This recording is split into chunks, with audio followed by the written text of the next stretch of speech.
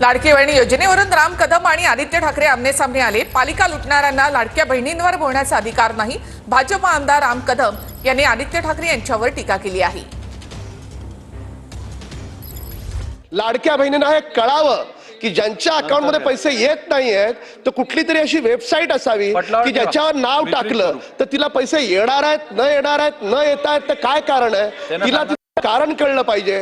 कारण ती लाडकी बहीण आजही आशेवर आहे की मला 2 महिन्याचे पैसे मिळाले, पुढचे पैसे मला मिळणार की नाही मिळणार। माहितीबद्दल धन्यवाद। निर्देश द्यावेत की सरकारनं अशा स्वरूपाची वेबसाईट सुरू करावी आणि विरोधी पक्षाला बोलण्याचा काही अधिकार नाही।